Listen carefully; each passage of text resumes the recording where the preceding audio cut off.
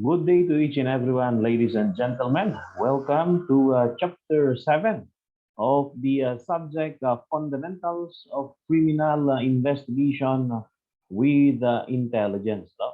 And in Chapter 7, we will talk about the evidence, no? And its importance in investigation. Okay, so what is the scope of our discussion in this video presentation? So first, we will discuss the general classes of evidence or the general kinds of evidence. No? Second, we will discuss the legal classification of evidence. And third, we will discuss the evidence collection, the handling, and transportation. No? And we will also discuss the field manual on investigation of crimes of violence and other crimes. Okay. So, fifth, we will discuss the collection and preservation of documents and information in computer technology or ICT materials. Sixth, the collection and preservation of computer and peripheral devices. No? Seventh, we will also discuss the procedure for submitting evidence to the crime laboratory as stated in the field manual on investigation of crimes of violence and other crimes of the Philippine National Police. And eighth, we will discuss crime scene reconstruction. Okay, so yun po yung scope ng ating discussion no, sa chapter 3. Okay?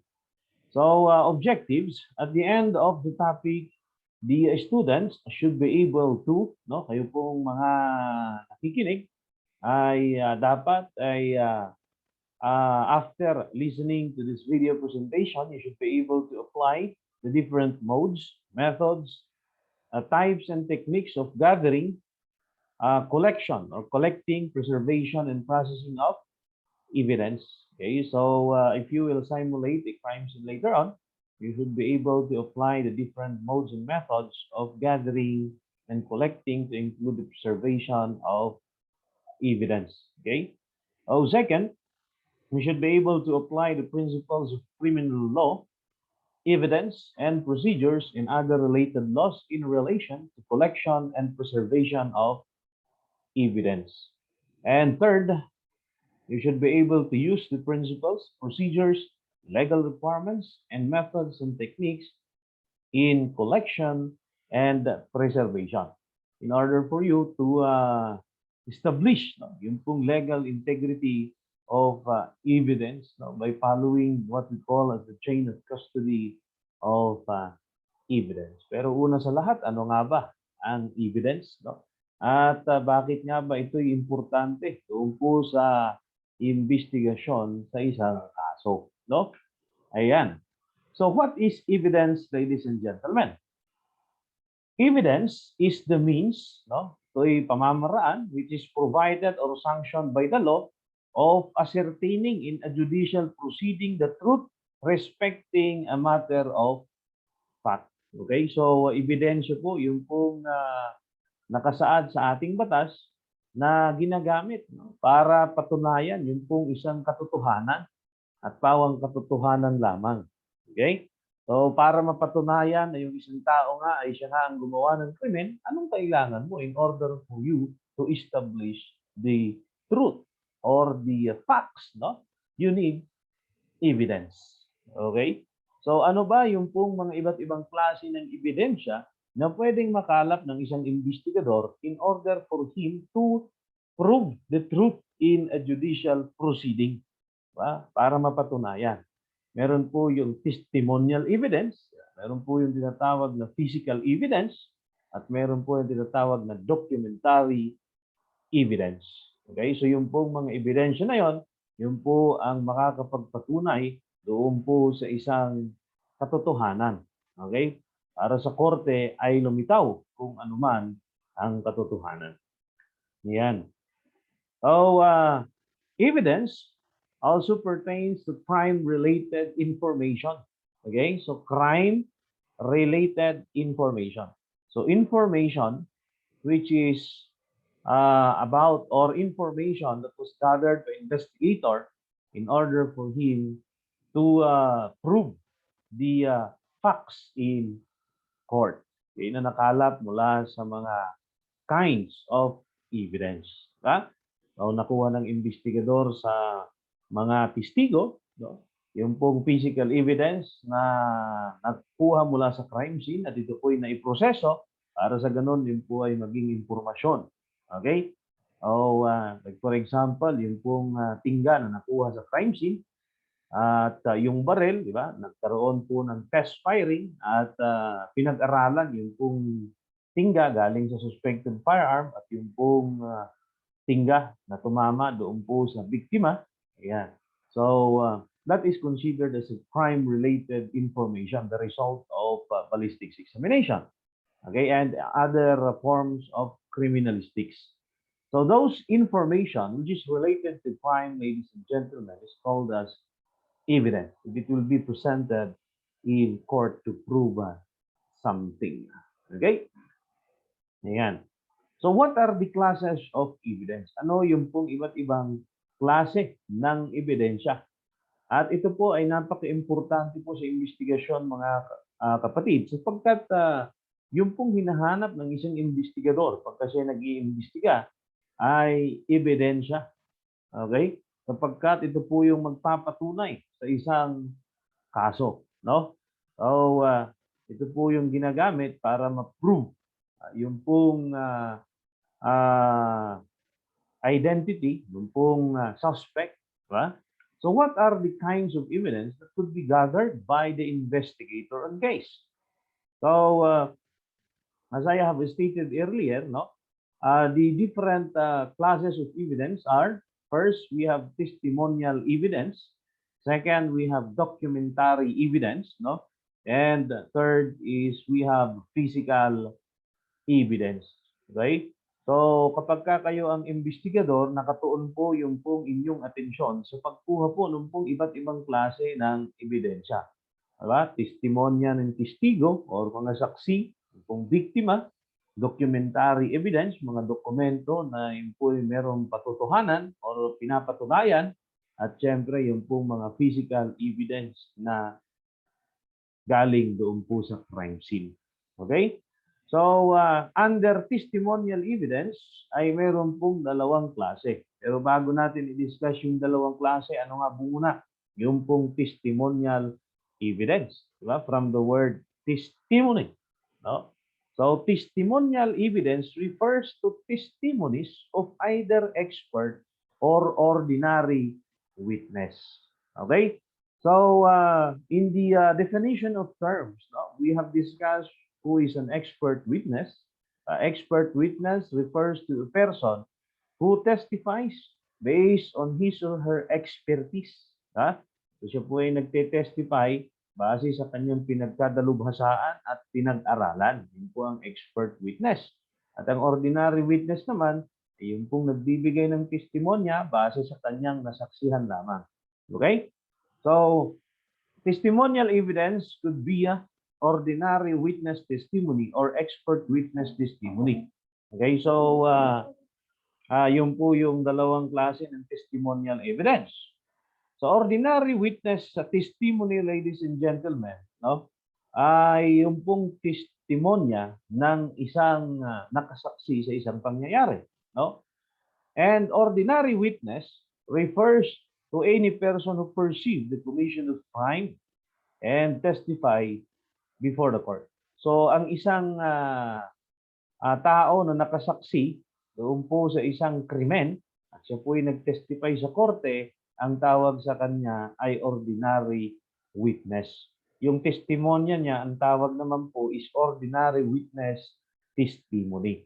Okay? Ayan. So, pwede pong direct ordinary witness testimony kung nakita niya mismo yung suspect na siya ang gumawa sa krimen. Diba? Sabi niya is nakita ko si Pedro na sinaksak si Petra. That is direct testimonial evidence. Diba? Pero kapag sabi niya nakita ko si Pedro lumabas mula doon sa area kung saan nangyari ang krimen, hawak-hawak ang kutsilyo na may dugo. Yan. Then pagkatapos nung pumunta ako doon sa area kung saan siya galing, ay nakita ko yung biktima na tadtad ng saksak. Okay? At nakikilala ko po si Pedro. So yan po ay tinatawag na circumstantial testimonial evidence. No? So ano naman po yung expert witness?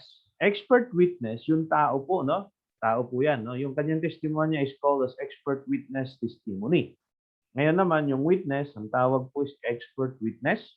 It refers to a witness who gives his or her testimony concerning investigation of crime based on his training and experience.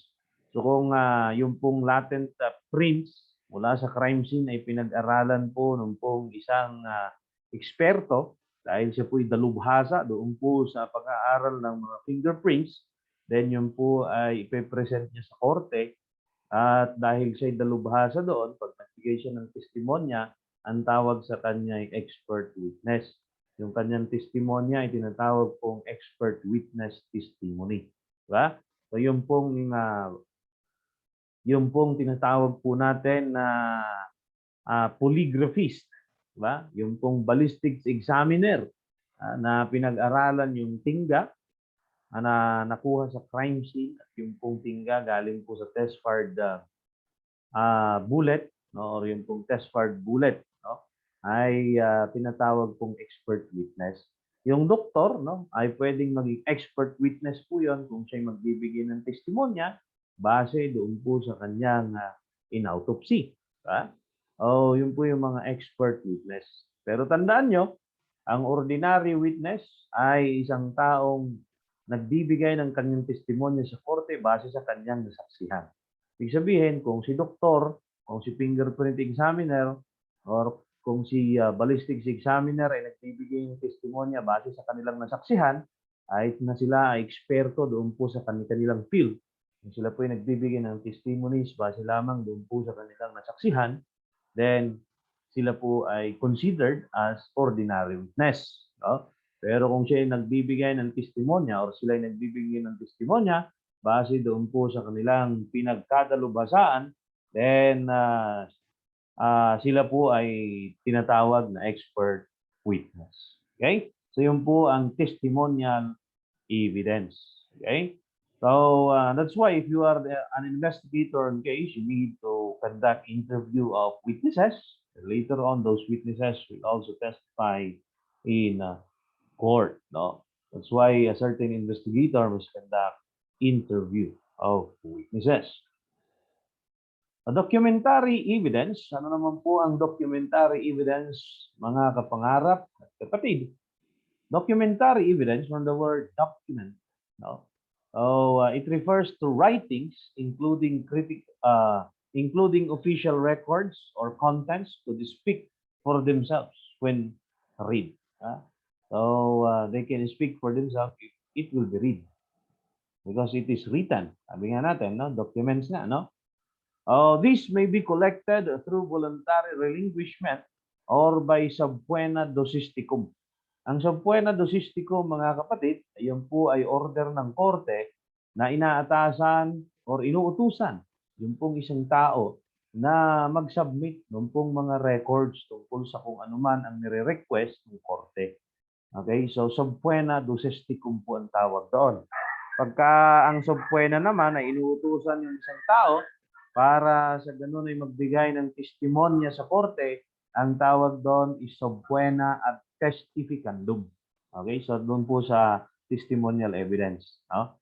So kung ikaw po ay nabigyan ng subpoena, inuutusan ka para ikaw po ay magbigay ng testimonya sa korte, ang tawag doon is subpoena ad testificandum.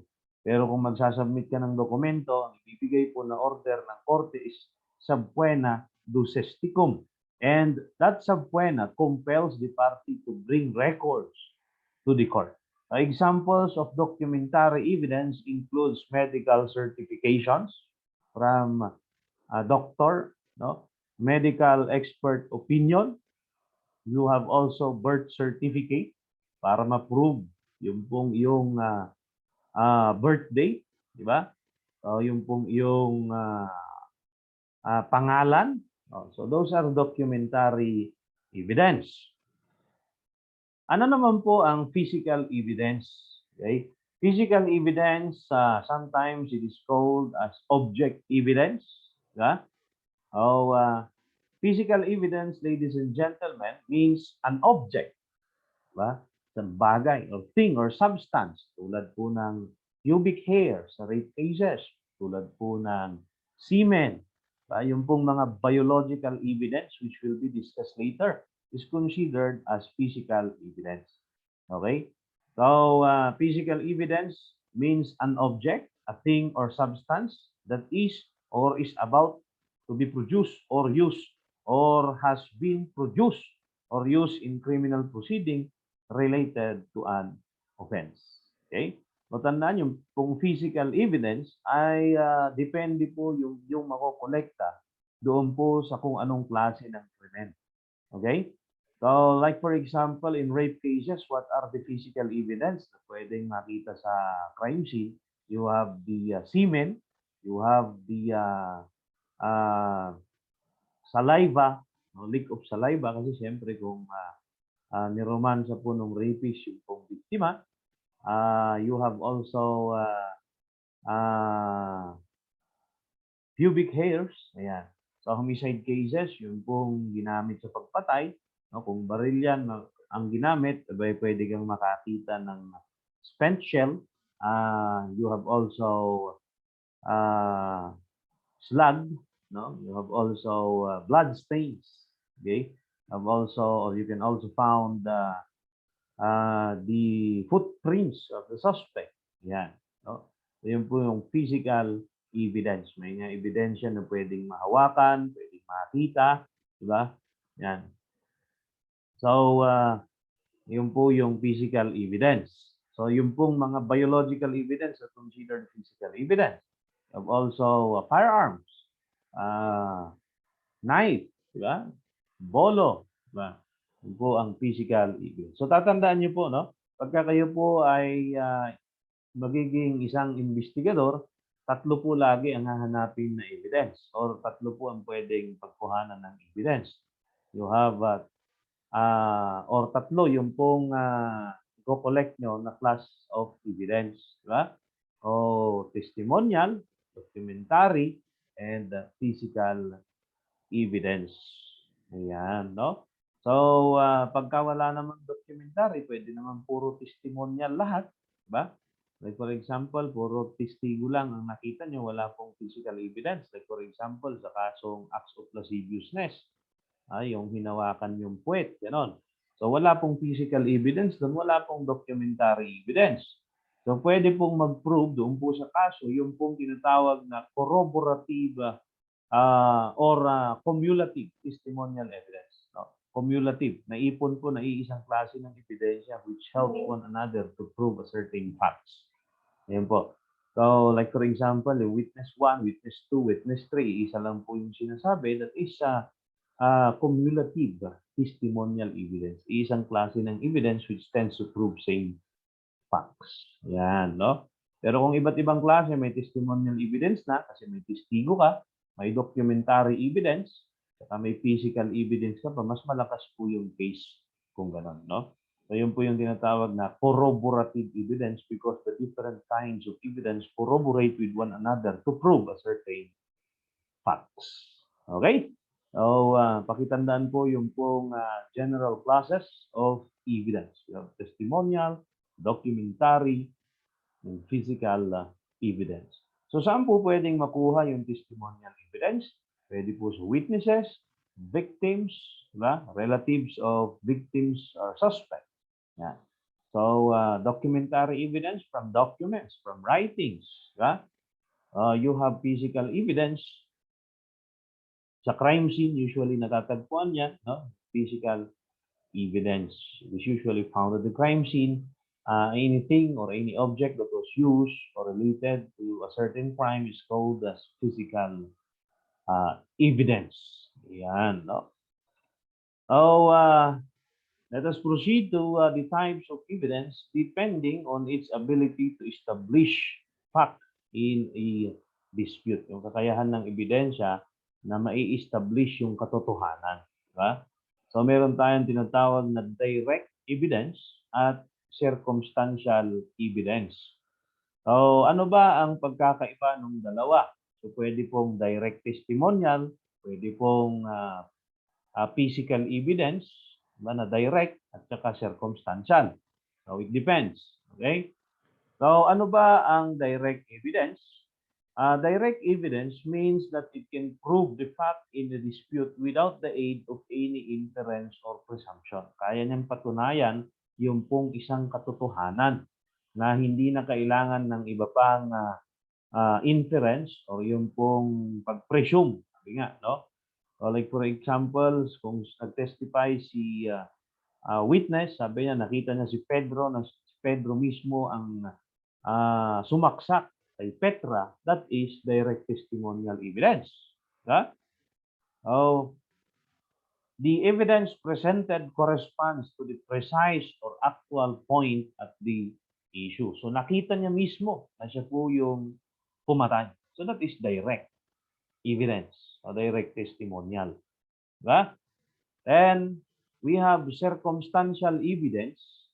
So ano ba ang circumstantial evidence? Kung yung direkta na pinapatutuhanan, yung pong isang pangyayari o isang katotohanan, hindi na kailangan pa ng iba pang patunay, direct evidence po yan. No? So what is circumstantial evidence? Circumstantial evidence, ladies and gentlemen, the proof of fact or facts from which taken either singly or collectively. So kailangan ay meron pong mga kasama, no? Like for example naman sa circumstantial testimonial evidence. Okay, yung witness eksakto na nasa labas ng bahay kung saan nangyari. Amen. Diba? So anong nangyari nung lumabas yung pong suspect or si Pedro, sinaksak si Maria, paglabas niya nakita ng testigo. So, nakita ng testigo yung pong tao o yung suspect na nakahawak ng kutsilyo na duguan. Pagpunta po ni witness doon sa crime scene, nakita niya na duguan po yung biktima. So that is circumstantial testimonial evidence. Diba? Yan. So the proof of fact or facts from which taken either singly or collectively the existence of a particular fact in the dispute may be inferred as necessary probable consequences. Okay, so mag-i-infer ka pa, magpipresume ka pa, di ba? So bakit magpipresume? Kasi nga nakita niya yung tao na duguan or yung kutsilyo hawak-hawak niya tapos yung kutsilyo duguan. Di ba? So you can presume na yung tao na yon siya nga ang gumawa ng krimen. Okay? But it is not direct. But based on the circumstances, you can tell that that person is the one who stabbed the victim. Diba? So yun po. So circumstansya. No? Circumstantial evidence. Kasi hindi niya nakita mismo na yung suspect ang sumaksak doon sa biktima. Unlike doon sa una kanina na example natin, nakita mismo ng testigo na si Pedro ang sumaksak kay Maria. So direct po yun. No? So yung pangalawang sitwasyon, nasa labas siya, paglabas ng suspect, nakita niya yung suspect, yung mukha ng suspect, ma-identify niya yung suspect.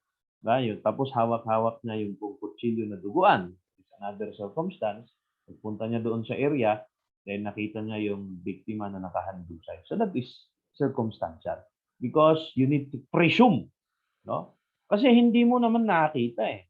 Hindi naman niya nakita na direkta. Yan po, no? That is circumstantial. Okay? So, however, the following requisite must be present before a circumstantial will become sufficient for conviction.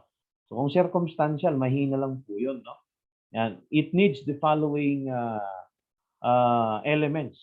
Okay? So, ano yung pong mga elements? There are more than one circumstance. Higit sa isa ang pangyayari or circumstansya. No? Oh, the acts which inferences are derived are proven. Okay? So you can prove yung pong inferences, no? Pwede mong sabihin wala namang ibang tao na nanggaling doon, di ba? The combination of all circumstance in such as to produce conviction beyond reasonable. Na pagka pinagsama-sama, then it is enough to produce conviction beyond reasonable doubt. That is based on Section 4, Rule 1 to 3 of the Rules of Court. Okay, so tatandaan niyo po yung direct evidence at saka yung pong circumstantial evidence. Okay? Yan. So, ano naman po yung types of evidence depending on degree of its value in establishing a fact in a dispute. So, tingnan po natin, no, yung pong bigat niya, no? So, yung bigat ng evidence.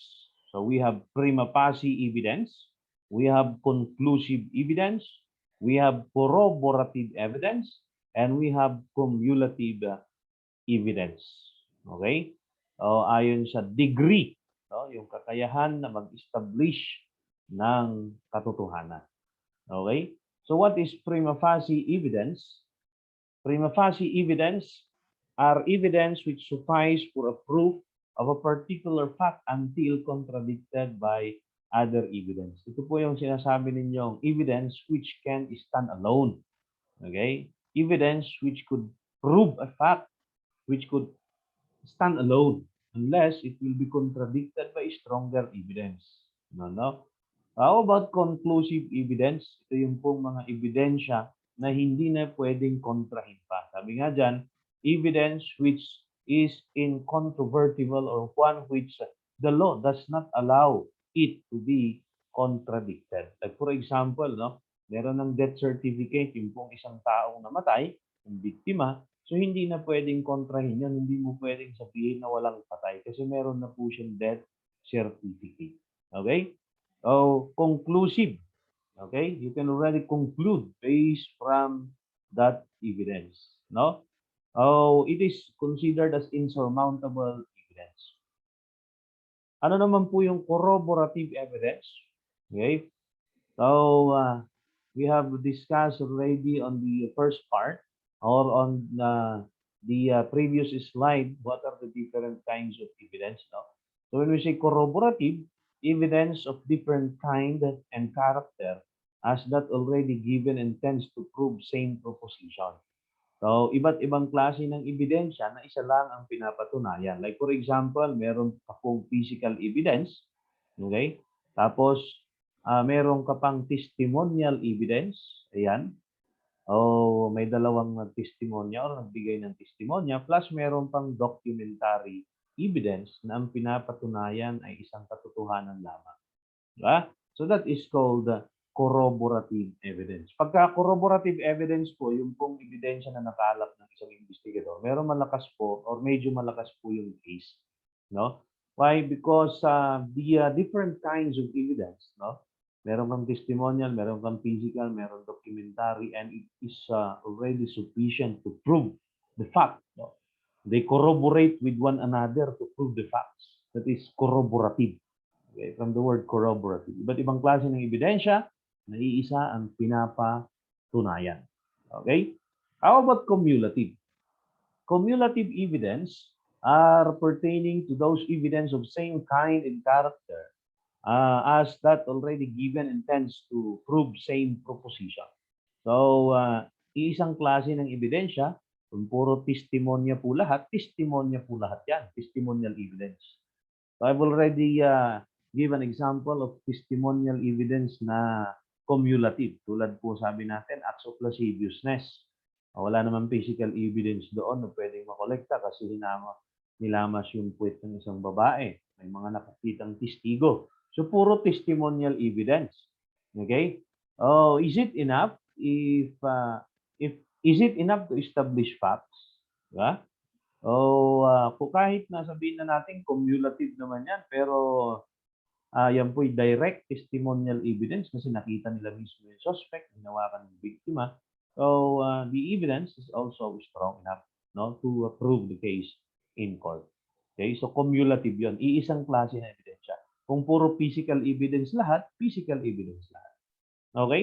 So, take note of those four types of evidence depending on its value in establishing fact in a dispute. Okay? Oh, how about the types of evidence depending on its weight and acceptability? Depende sa bigat niya. So, meron tayong tinatawag na primary or best evidence at meron po yung secondary evidence. Okay? So, ito po ay applicable doon po sa documentary evidence wherein the documents is or the content of the document is the one which is being questioned. Okay? So what is primary or best evidence? For the greatest certainty of fact in a question. So ito po yung dokumento na makakapagpatunay na totoo yung nilalaman ng pong isang document. Okay? So like for example, doon po sa cheque na talbog, yung original mga kapatid, yun po yung primary or best evidence. Yung pong photocopy, yun po yung secondary evidence. Okay? Ano naman po yung secondary evidence? Evidence which is inferior to primary evidence and is admissible only in the absence of the best or primary evidence. Okay, so tatandaan po yung dalawa na yan, no? So, yung pong types of evidence depending on its weight and acceptability is the types of evidence, no? Base nga doon sa kanyang weight, wherein it is only applicable to documentary evidence, wherein the content of the document is the one which is being questioned. Like for example, in cases of estafa, no? So, yung pong mga photocopy, secondary. Ibig sabihin, pag photocopy, may original yan. Original, yun po yung best evidence. So, as simple as that. Okay? So, what are the types of evidence depending on its nature? No? So, ano ba yung iba't ibang klase ng ebidensya? Depende doon po sa nature niya. Nature ng ebidensya. We have what we call as object evidence, which is synonymous to physical evidence. We have documentary evidence. We have testimonial evidence, positive evidence, and the like. So ano yung object evidence? Okay, so pakitandaan po ito. Object evidence is also known as physical evidence. So what is object evidence? Evidence that is addressed to the senses of court. When you say senses of court, ang sense ng isang tao, yun din po ang sense of court. Kasi ang korte, mga kapatid, ang elements niyan, jurisdiction, judge, at saka venue. Jurisdiction, judge, and venue. Yung venue, it is the place where the case is being tried and heard. Yung lugar kung saan dinidinig or nangyayari ang pagdinig. Yung jurisdiction is the power to try, hear, and decide the case. The judge is the one who is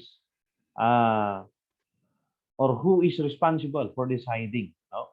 So when you say address to the senses of court, ano ba ang senses ng korte? Yung senses ng judge, siyempre. So ebidensya na pwede niyang makita, pwede niyang mahawakan, pwede niyang maamoy, pwede niyang matikman, pwede niyang gamit yung sense of touch, pwedeng marinig. So ano pa? It is also known as autoptic evidence. Ayan. Real, kasi nakikita nga, no? Nahahawakan. And physical evidence. Okay? And ito, tatandaan po ito. Object evidence speaks more eloquently than hundred of witness. Okay? That is according to People versus Pabilio. No? So, mas reliable yung pong physical evidence kaysa doon po sa mga testimonial evidence because the object evidence can speak more eloquently than hundred of witnesses. Ayan. So yung pong object evidence din ang hindi po pwedeng magsinungaling. No? Hindi tulad ng tao, yung testimonial evidence, pagka binayaran mo yan, pwedeng magbago yung testimonya. Pero yung pong physical evidence, yung pasyon, galing po doon po sa isang barel, hindi po pwedeng magsinungaling yun. Yan. Yun po yung sinasabi ni Gus Abelgas doon po sa kanyang documentary film. Sabi niya, gamit ang sensya at di makapagsisinungaling na ebidensya. Yan. So yung di po makapagsisinungaling na ebidensya, yun po yung tinatawag natin na object evidence or physical evidence. Okay? So how about documentary evidence? Evidence supplied by written instrument or derived from conventional symbols, letters, by which ideas are represented for material substances. Yung pong mga kasulatan, masulat. Yung pong certificate of registration ng sasakyan sa carnapping cases, those are documentary evidence which can prove the owner of the motor vehicle. Tulad din po nung pong resibo is also documentary evidence. Testimonial evidence, evidence which is either verbal or oral. So, pagsasalaysay, sabi nga natin. It is evidence which consists of narration or disposition by one who has observed or has a personal knowledge of that to which he is testifying. Okay, so we have discussed earlier yung pong dalawang klase. Yung pong expert witness testimony, saka yung pong ordinary witness testimony. Okay? Ayan. So yung pong mga depositions, yung pong isinulat ng pong mga testigo, kahit na yun po nailagay po sa kasulatan, yung sworn statement, that is testimonies. Okay, so yung depositions, depositions are those statement of witnesses which is transcribed into writing are considered as testimonial evidence. Okay, what is positive evidence? Positive evidence, it exists if witness affirms that a fact did not or did occur. It is entitled to greater weight since the witness represents personal knowledge about presence or absence of a fact. So kapag yung testigo sabi niya, andun ako pero wala akong nakita ganyan. Andun ako, nakita ko nga na si Pedro sinaksak niya si Maria. So that is positive evidence. Pagka negative naman, it exists if witness states that he did not see or know the occurrence of fact and there is a total disclaimer of personal knowledge. Pagka sinabi ng isang testigo, andun ako pero wala akong nakita. Hindi ko nakita na nangyari yan, pero andun ako. Diba? Okay, andun ako pero wala akong alam. Yan pala. Andun ako pero wala akong alam. Negative evidence yan. Pero pagka andun ka, nakita mo nga, o kaya hindi mo nakita na nangyari yon, that is positive. Okay? Yan. O negative, kung andun ka, wala kang alam, wala kang nakita, that is negative. So those are the types of evidence depending on the nature of evidence. Okay? So what is the types or what are the types of evidence depending on its quality? Depende naman sa kalidad ng ebidensya. We have relevant, material, admissible, and credible. So pakitandaan lang po ito mga kapatid, no? O bakit? Kasi yung pong ebidensya na dapat yung makalap during the conduct of investigation should be relevant, should be material, should be admissible, and should be credible. Okay? So when we say relevant, take note of this. Evidence is relevant if it has a relation to the fact in the issue to induce belief in its existence or non-existence. So when we say relevant, it is connected doon po sa crime. Connected doon sa krimen. Like for example po, no, doon po sa carnapping. Carnapping case. Tapos ang pinapakita mong ebidensya is panty. Is it relevant? Siyempre, hindi po related. So, papakita mo yung mga ebidensya na related doon sa krimen. Tulad na pagka-carnapping yan, siyempre, yung sasakyan na ninakaw. Yung pong official receipt, yung pong certificate of registration. Those are the things which are relevant to the facts. Okay? Tatandaan, no? Pagka nag-collecta po kayo ng ebidensya, ito po dapat ay relevant doon po sa issue. No? Relevant doon po sa kaso, in short. Okay? Yan. So, connected, in short. So, relevant means the evidence that you should gather must be connected to the crime that is being investigated.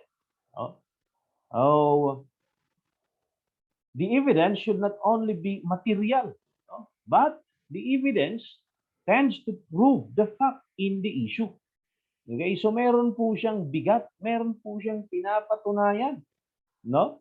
And is determined by rules of substantive or rules of form. Tatandaan, pagka sinabi nating material, meron siyang bigat, meron siyang pinapatunayan, meron siyang pinapatotohanan. Okay? So kasi may ebidensya po na related nga, relevant nga, connected, pero wala naman pong papatunayan sa kaso. Okay? So like for example po sana, shooting incident yung naganap. Shooting incident. Okay? So may nakita ka doon sa crime scene na kutsilyo na duguan. Okay? So maybe it is related, but the thing is, Does the evidence can prove something in court? Meron ba siyang papatunayan sa korte? Ito ba'y may bigat? Diba? Meron ba siyang weight? Ayan, no? So, syempre, yung biktima nagtamo ng gunshot wound, papakita mong ebidensya is, of course, firearms.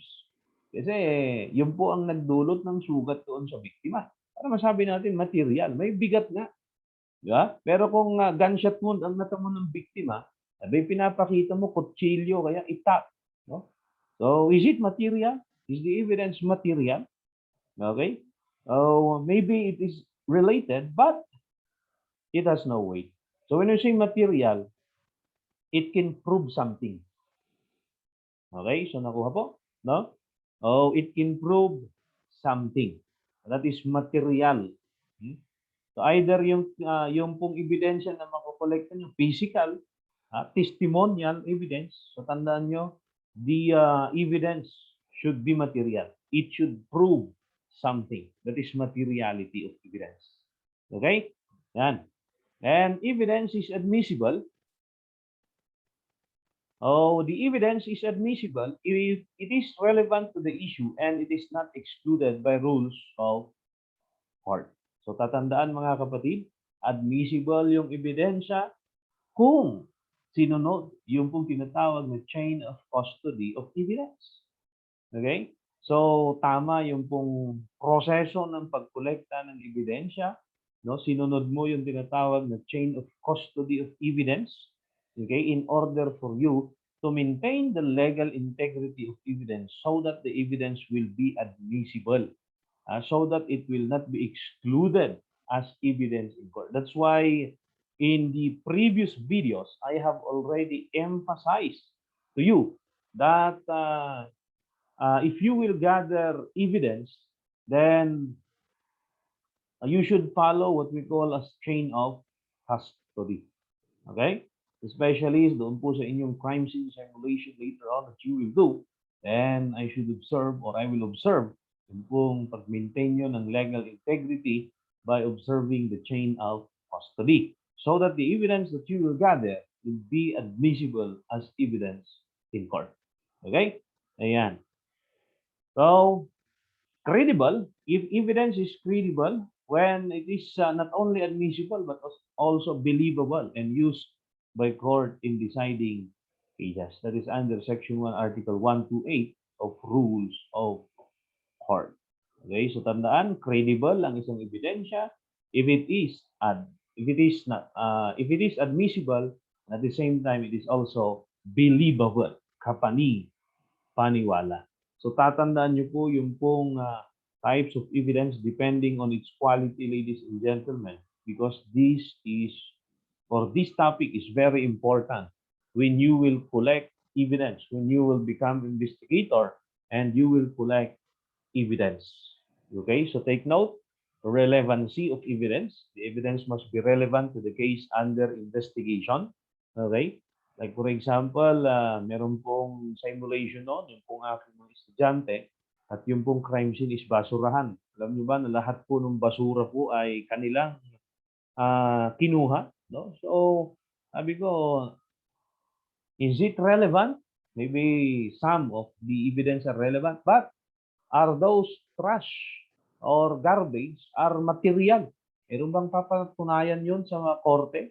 Diba?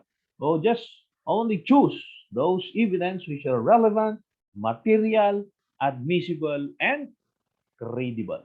Okay? Oh, let us now proceed to the general rules for collection and preservation of some biological materials. No? So I have only chosen some biological materials, no, which are usual evidence that could be found at the crime scene. No? Yung pong iba po ay pakibasa lang po doon po sa inyong notes. In-upload ko doon po sa inyong Google Classroom. Okay? So take note, ladies and gentlemen, take note of this. The type of evidence that could be gathered at the crime scene depends on the types of crime. Okay? Because crime are different from one another, no? Kaya meron po kayong subject later on, a specialist crime investigation, wherein there is a specific procedure that is being followed for a specific type of crime. No? So these are only some, no? Or I will only present some of the rules in the collection and preservation of biological materials. But the specific collection will be presented later on in your specialist crime investigation 2, no? And specialized crime investigation 1 and 2. So, general rules. First, use protective gloves if you will collect evidence, especially physical evidence. No? If possible, avoid touching individual smears or traces. And remember that gloves can entail risk of contamination. Kaya kapag ka meron kang kinuhang isang evidence, papalit-ulit ng gloves para kukolekta ka ng another piece of evidence. Okay? Change gloves after handling each kind of material. Otherwise, as necessary. Ayan. So, para hindi ma-contaminate yung evidence, sabi nga natin, do not mark the crime scene, do not mutilate, alter, or contaminate. No? And because gloves can contaminate evidence, then you need to change it after handling each kind of material. No? And use disposable equipment for preliminary tests and collection of trace evidence. Cover surfaces where materials to be placed with protective paper. Then keep victims and suspect clothes separate. If the victims and suspects' clothes were both collected, then paghiwalayin. No? Yan. Ano pa? Avoid coughing or sneezing on evidence or materials because if this will be submitted for DNA test, baka ikaw pa yung maging suspect kasi sa'yo naman na yung kung andun na biological evidence. So avoid coughing or sneezing on evidence or materials. Okay? So ano pa? We have letter C. How about packaging of biological materials? Paano ba ito pinapak? No? Use paper packaging for all biological materials. Take note of the word that was used, paper packaging. Hindi po diretso sa plastic. Why? Kasi pag ididiretso po sa plastic and biological materials, ay pwede pong makontaminate yung evidence. Like for example, nakakolekta ka sana ng semen. Diba? Or or yung tinatawag natin na bulbul or tamod. Yan. So, use paper packaging for all biological materials or materials that are soiled with biological matter. Although plastics bags are useful in many cases, they cannot be recommended for routine use on account of residual moisture. So, hindi po advisable yung pong plastic because it could create moisture, no? Or moisture could be created, and of course it will contaminate the piece of evidence. Separate outer packages to be used for trace evidence and for clothes from persons involved. Do not mix materials or samples from different people. For example, the clothes in the same parcel. So hindi po pwedeng mag-mix. No? So, fold the opening of bag twice and seal with tape. So, kung ito po yung envelope, kung may seal po yun, no? Ay, hindi po yun ang seal. Okay? So, lalagyan mo po ng tape na pabalagbag po yan pag ganyan. Then, saka mo lagyan po ng signature.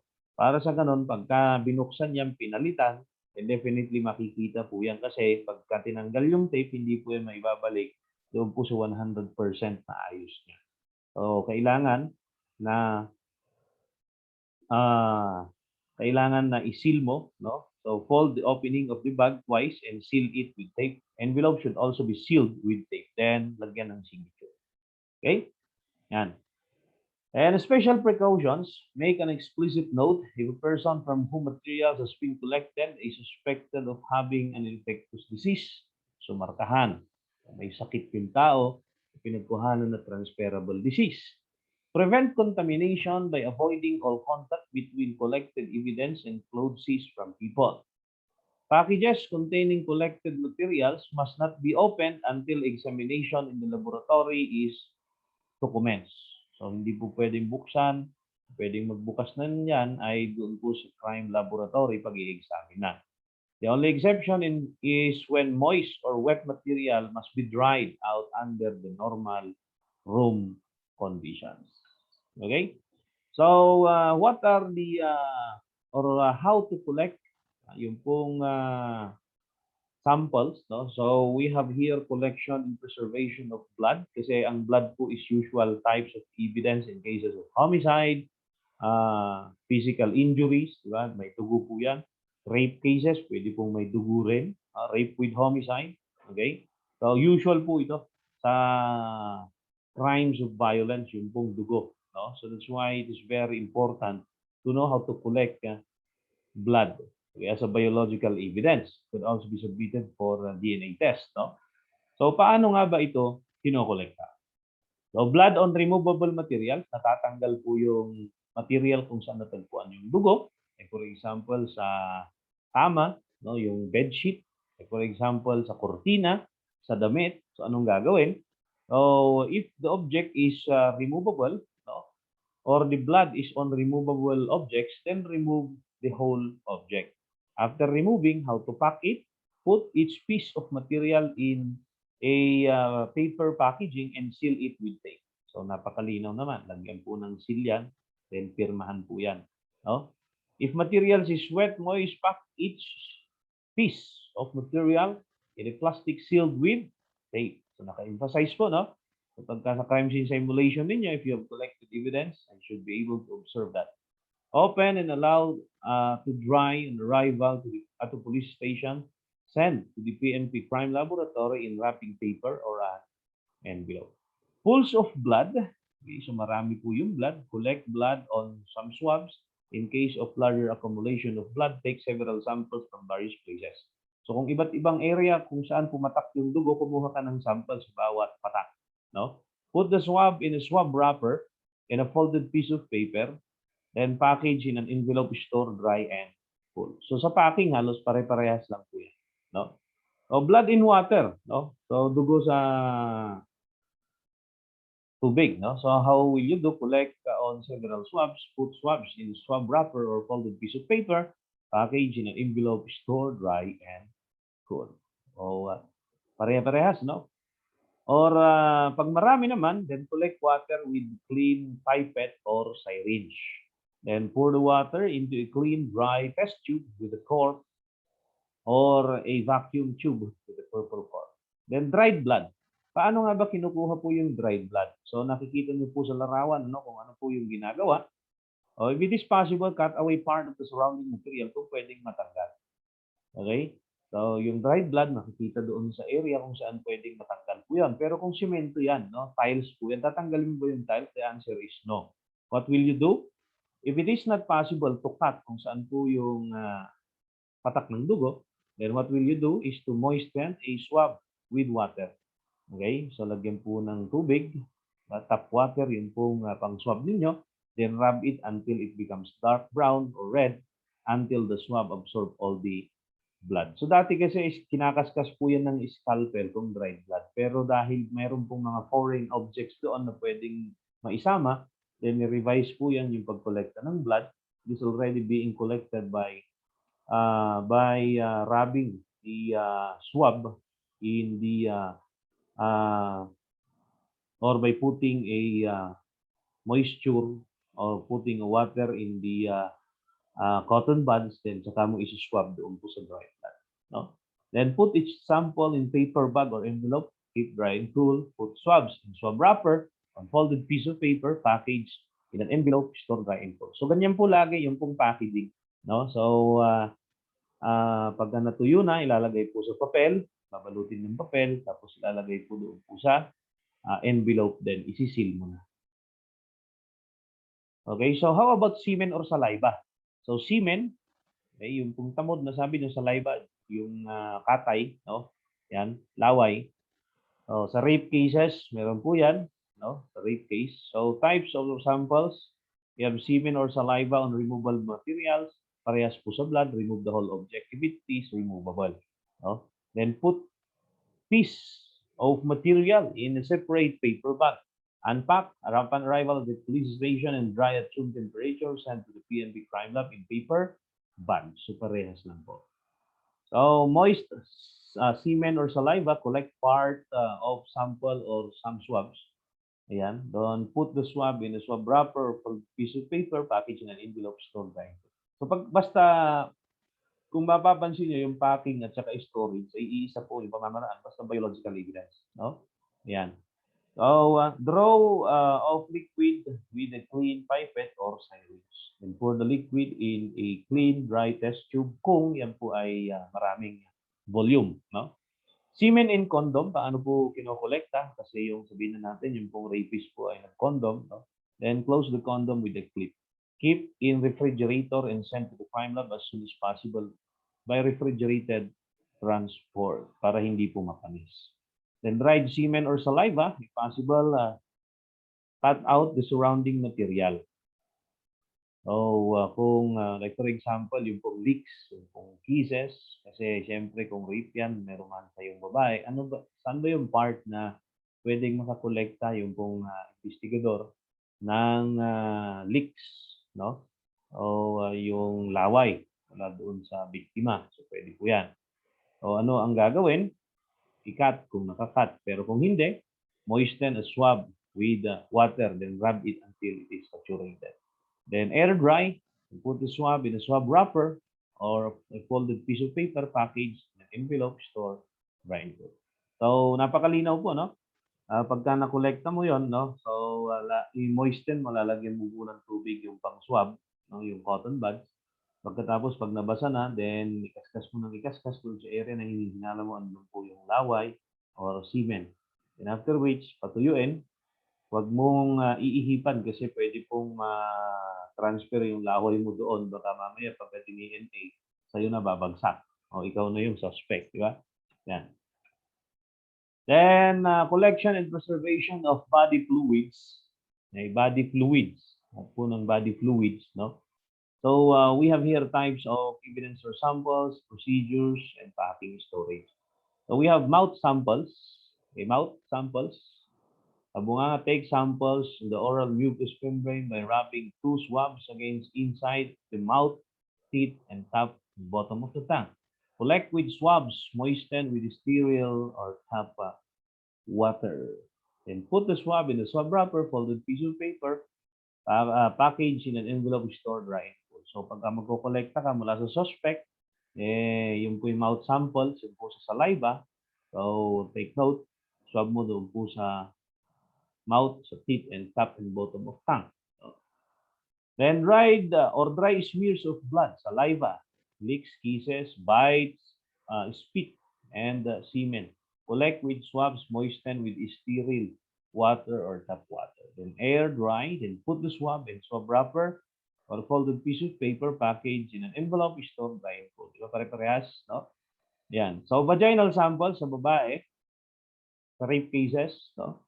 Vaginal samples, paano naman? Collect samples on swab, 2 swab from each of at least 3 different places. So, bali, ilang swab po ito? 6. Diba? Kasi, 3 from, or 2 swabs from 3 different places. So, that is 6. Diba? So, collects on swabs, 2 swabs from each of at least 3 different places. Kung vagina, you have the introitus, sa loob cervix, gilid-gilid, and anterior fornix, or yung pong tinatawag na clitoris. No? And put the swab in a swab wrapper, folded piece of paper, package in an envelope, stored dry and cool. Yan. Anal samples of puwet. Collects samples and swab from the anus and rectum. So, dalawa. And put swab in a swab wrapper or folded piece of paper, package in an envelope, stored dry and cool. Penis sample sa suspect naman, sa rape case. Collect sample on 2 swabs, moisten with sterile water or tap water. And put the swab in a swab wrapper or folded piece of paper, package in an envelope, stored dry and cool. Parehas lang po yung packing. No? So, finger rub, kasi sa rape cases, yung pong biktima, pwede pong nakalmot yung pong suspect. Ayan. So, sa rape cases, no? or nahawakan ng suspect yung pong victim, siyempre pumapalag yung biktima, pwede ring makalmot ng suspect yung pong victim. So pagka na-aresto yung suspect, pwede pong iswab yung pong kanyang kuko, no? Yung pong fingers.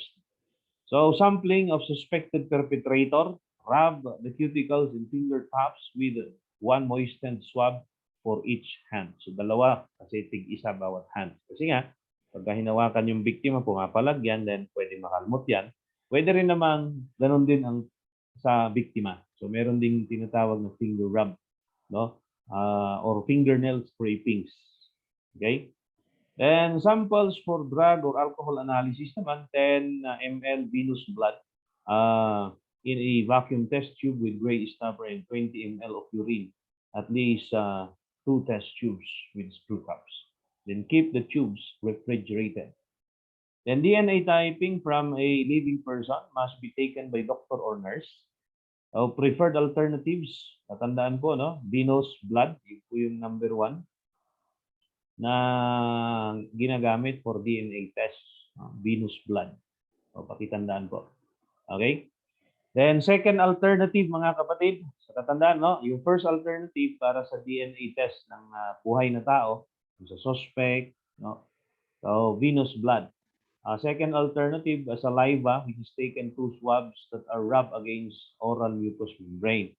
Third alternative is 10 hairs with pulled out roots. Ayan, no? Then, of course, if a person is dead, and the DNA sample must also be taken by nurse or doctor, then get 1 centimeter muscle if putrefaction have already set. Okay, or 10 hair roots. If putrefaction has set in, take 1 centimeter from the bone marrow sample. So, pakitandaan lang po yung mga yan, mga kapatid, yung pong dami, no? Or quantity, yung pong samples. Ayan. So, we have here fibers on removable objects. Okay, so fibers, kasi lahat naman tayo is nagdadamit. So, kung may biktima, ang isa sa usual po na nakukuha sa crime scene is yung pong fibers. So, how to collect and preserve fibers. You have fibers on removable object. Parehas po sa collection of blood, remove the whole object. Then in wrapping paper or put in wrapping paper, then put it in paper bags. Then invisible fibers on large objects such as car seats, sofas, pick up with forceps if it could be collected. Then invisible fibers on large objects such as car seats. So what will you do? Take out 15 centimeters lens tape, systematically tape the surface of material. Then pressing lightly. Use new tape often. A new amount of pieces of tape, transparent film. So pwede pong gamitin yon, no? Pagka may na-collectang fiber, you can use the tape to collect the fibers. Then fibers in hair, example, in hair of the head, in order to find the fibers from the rubber's hood. Yan. Then, so yan po yung fibers, yung alam mo yung fibers, ang tawag po yung himulmol, no? So, sa damit po yan, para matukoy kung ano yung damit ng suspect na ginamit. So, meron pong pwedeng makolektang fibers. Okay? Ayan. So, hanggang doon na lamang yung aking i-discuss tungkol po sa collection of the biological evidence. Now, there are a lot more specific types of evidence that are present in your notes, and kindly read all those specific procedures to be read, no? Doon po, no, yung nakalagay sa notes niyo, basahin niyo po yung specific procedure sa iba't ibang klase ng evidence. And take note, the types of evidence, as I have stated a while back, that the type of evidence that can be collected from the crime scene depends on the type of crime that you are investigating. Okay? Yan. So, kung sa cybercrime, siyempre, computer yan. Paano ba yung pag-collecta ng computer-related evidence? Diba? So, pagka sa homicide, yun po yung na-discuss po natin. Okay? And, of course, usual violent crimes always involves yung pong blood. Okay? And of course, the weapons that was used in commission of crime. So yun po yung mga nakokolekta. Okay? Yan. So I hope that you have learned something from this short video presentation, ladies and gentlemen. Maraming salamat sa inyong panonood. At kung meron kong matutunan, huwag kalimutan mag-subscribe. Click mo na rin yung pong bell button para ma-update ka kung meron bagong videos. Thank you very much. Good day and mabuhay.